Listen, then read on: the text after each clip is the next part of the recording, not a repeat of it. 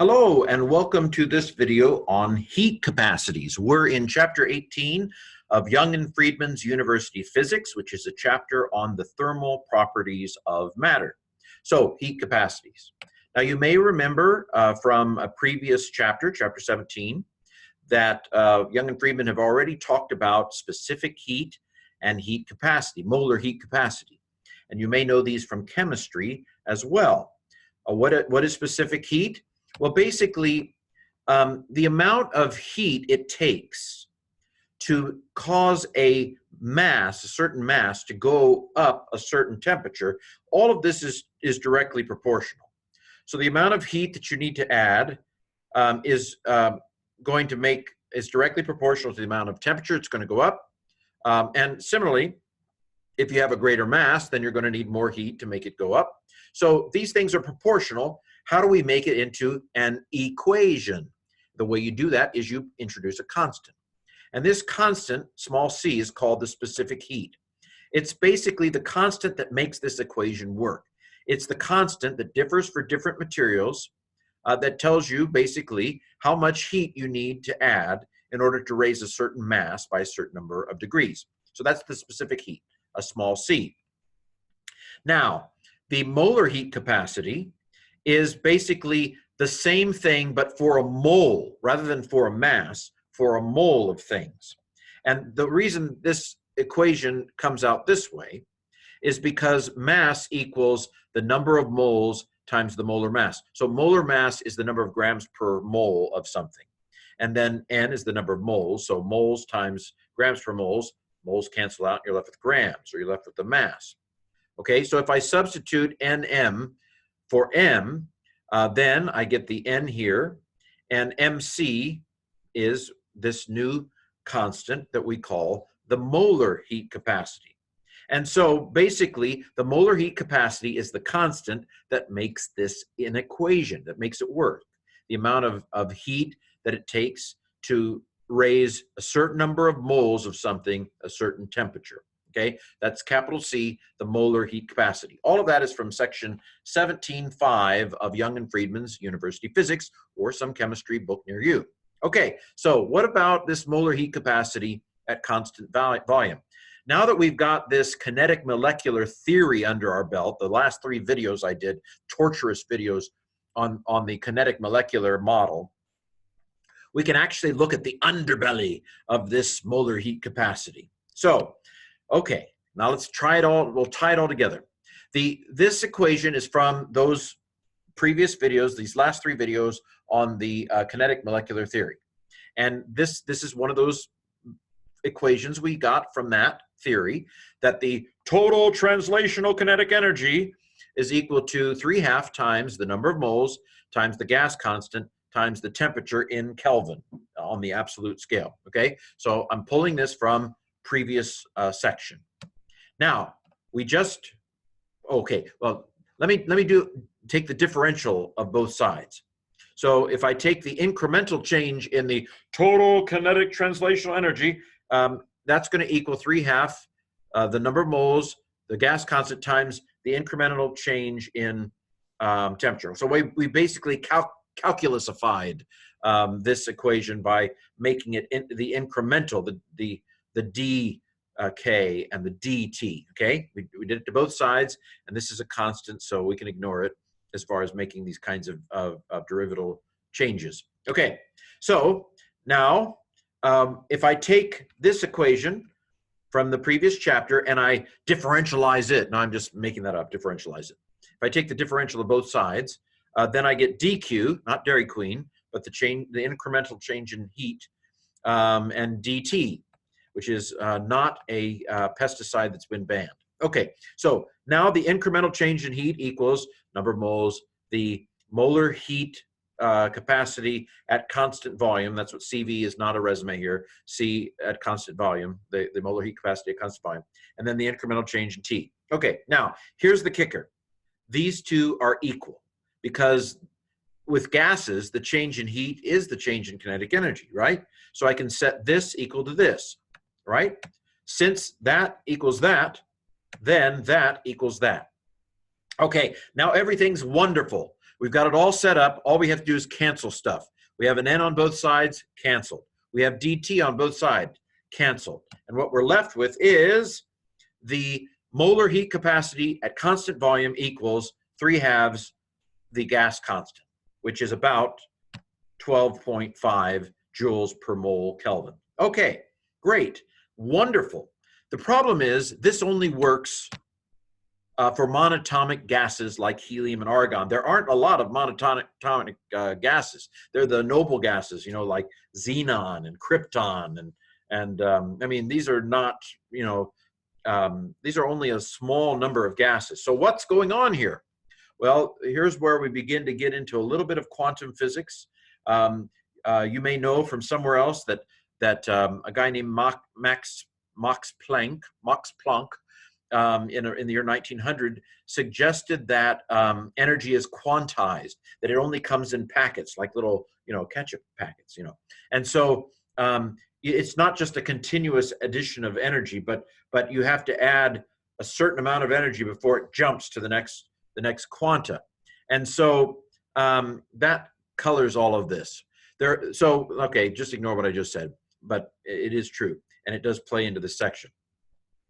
So the reason why it only works for monatomic gases is because larger molecules like diatomic or polyatomic, they not only have translational kinetic energy, but they have rotational kinetic energy. And if you go even bigger, they have vibrational kinetic energy.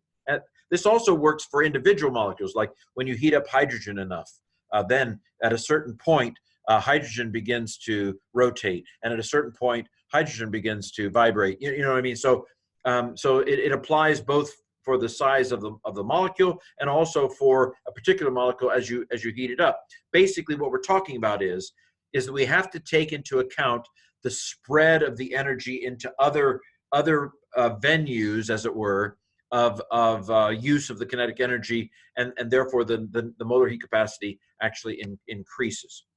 Basically, and the quantum physics tells us that each degree of freedom that we're talking about here has 1/2 kT of kinetic energy associated with it.